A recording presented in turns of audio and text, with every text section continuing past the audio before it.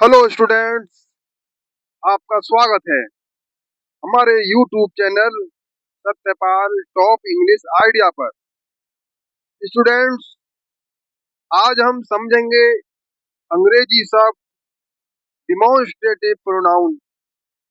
Demonstrative pronoun क्या होते हैं, क्या काम करते हैं और कार्य के अनुसार वाक्य में इन्हें कैसे प्रयोग किया जाता है। डिमॉन्स्ट्रेटिव प्रोनाउन के बारे में हम ये तीन मुख्य बातें आज समझेंगे और सीखेंगे। तो चलिए अब शुरू करते हैं। डिमॉन्स्ट्रेटिव प्रोनाउन क्या होते हैं, यहाँ पर देखिए। डिमॉन्स्ट्रेटिव शब्द का अर्थ है संकेतवाचक, यानी संकेत करके बताना या इशारा करके बताना। अतः डिमॉन्स्ट्रेटिव प्रोनाउन का मतलब हुआ वह अंग्रेजी शब्द जो नाउन के स्थान पर आकर चीजों यानी व्यक्ति, वस्तु, स्थान आदि की ओर संकेत करके बताना, हमें बताना। क्या बताता है, उस बात को चलिए एग्जाम्पल देखकर समझें।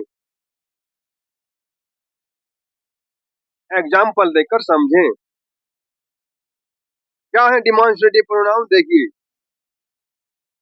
दिस, दीज, दैट और दोज। अंग्रेजी ग्रामर के अनुसार बस ये चार अंग्रेजी शब्द डिमॉन्स्ट्रेटिव प्रोनाउन माने जाते हैं। बस ये चार अंग्रेजी वर्ड हैं जो डिमॉन्स्ट्रेटिव प्रोनाउन माने जाते हैं। अब देखिए, अब हम समझेंगे इनका काम और इनका प्रयोग कैसे किया जाता है, इनके कार्य के अनुसार कैसे प्रयोग किया जाता है। तो देखिए, यहाँ पर है दिस, पहला अंग्रेजी वर्ड, यानी कि पहला डिमॉन्स्ट्रेटिव वर्ड है, शब्द है दिस, जो पास का संकेत करते हुए किसी एक चीज को बताने का काम करता है। यानी पास का संकेत करते हुए, जैसे कोई चीज पास में हो, करीब हो, तो पास का या करीब होने का संकेत करते हुए किसी एक चीज को बताने का यह शब्द काम करता है। अब देखिए इसको कैसे प्रयोग किया जाता है वाक्य में, नाउन के स्थान पर, क्योंकि ये प्रोनाउन है, डिमॉन्स्ट्रेटिव प्रोनाउन है। क्योंकि प्रोनाउन शब्द वह होते हैं जो नाउन के स्थान पर प्रयोग किए जाते हैं, इसलिए ये डिमॉन्स्ट्रेटिव प्रोनाउन है। दिस इज ए ट्री, तो देखिए ये नाउन के स्थान पर प्रयोग हुआ है, दिस, वाक्य में नाउन के स्थान पर, यानी कि ये सब्जेक्ट का काम करता है। यहाँ पर वाक्य में सब्जेक्ट का काम भी करता है और नाउन के स्थान पर प्रयोग होता है। दिस इज ए ट्री, तो उसका प्रयोग समझे तो सबसे पहले दिस आया है यहाँ पर, जो कि डिमॉन्स्ट्रेटिव प्रोनाउन है। दिस इज ए ट्री, ये ट्री जो है पास में ही है, कोई व्यक्ति है जो ये बता रहा है ये पेड़ है जो उसके पास में ही है, तो ये पास का संकेत करने के लिए यहाँ पर दिस का प्रयोग किया है। प्रयोग भी समझे इस एग्जाम्पल से। दिस इज ए ट्री, ये पेड़ है, ये जो पेड़ आप दिखाई दे रहा है यहाँ पे। अब अगला देखिए, दैट, ये डिमॉन्स्ट्रेटिव प्रोनाउन है दैट। ये क्या काम करता है, ये दूर का संकेत करते हुए किसी एक चीज को बताने का काम करता है, संकेत करते हुए कि वो है पेड़, वो देखो, दैट इज ए ट्री, वह पेड़ है। ये दूर है, देखिए यहाँ पर दूर है, नहीं है, ये आपको दिखाई दे रहा है दूर है। और देखो ये वाला पेड़ जो करीब में है, पास में है, यहाँ पर पास का संकेत किया गया है इस चीज के लिए, और यहाँ पर जो है दूर का, ये दूर दिखाई दे रहा है। देखो वो पेड़ है, दैट इज ए ट्री, वो एक पेड़ है। अब अगला देखिए, दीज, दीज, ये क्या काम करता है इसको भी समझिए।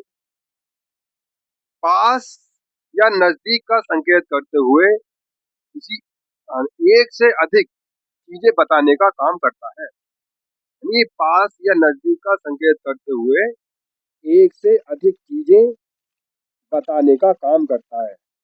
अब इसे प्रयोग देखिए, इसका प्रयोग नाउन के स्थान पर होता है। जैसे दीज आर ट्री। अब देखिए यहाँ पे दो पेड़ हैं, दो ट्री हैं जो कि एक से अधिक हैं और पास में है, यानी नजदीक में है।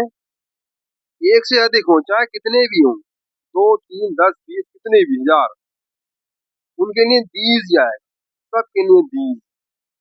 तो दीज आर ट्री, ये पेड़ हैं। अब अगला प्रयोग देखिए, अगला वर्ड है दोज। दोज वर्ड भी डिमॉन्स्ट्रेटिव प्रोनाउन है। ये क्या काम करता है इसको भी समझिए। दूर का संकेत करते हुए, दूर का संकेत करते हुए एक से अधिक चीजें बताने का काम करता है।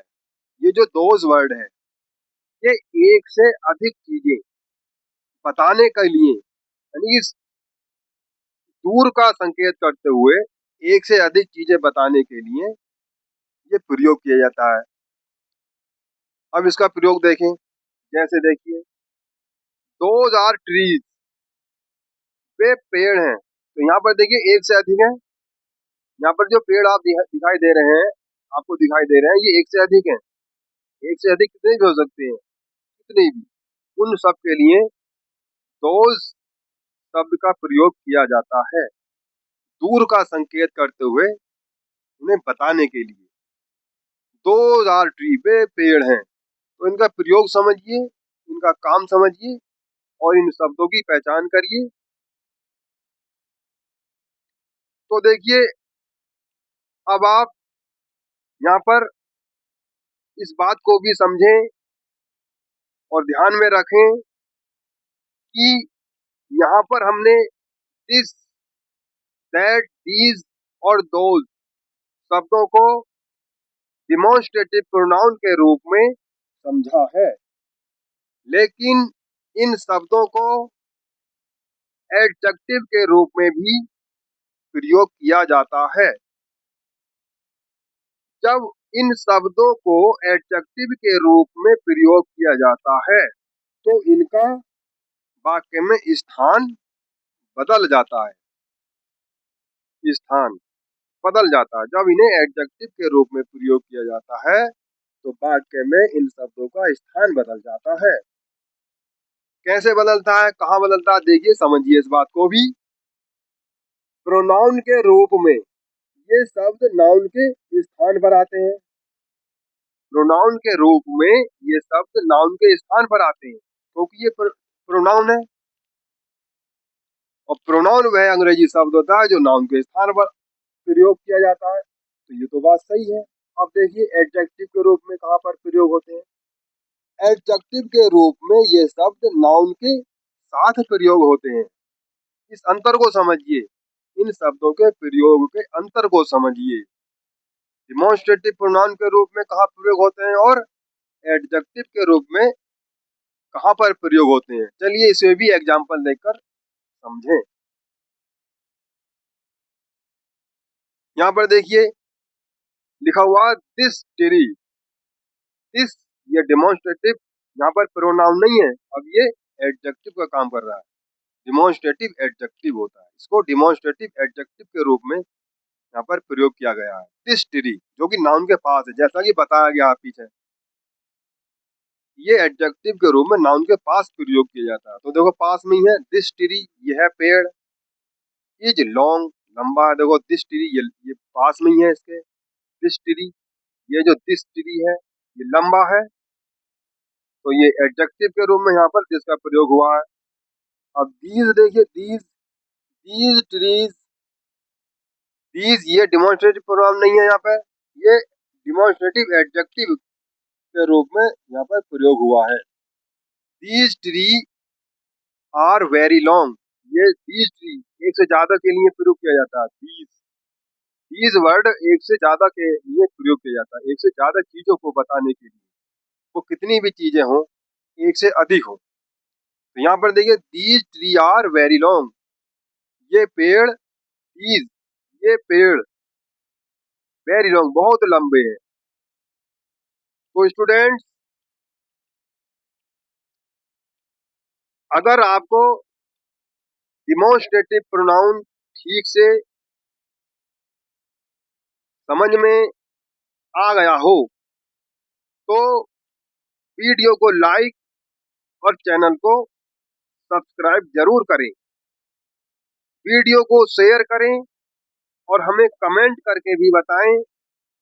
हम फिर मिलेंगे, तब तक के लिए अपना ख्याल रखें, सीखते रहें, फोकस्ड रहें। Thank you so much for watching.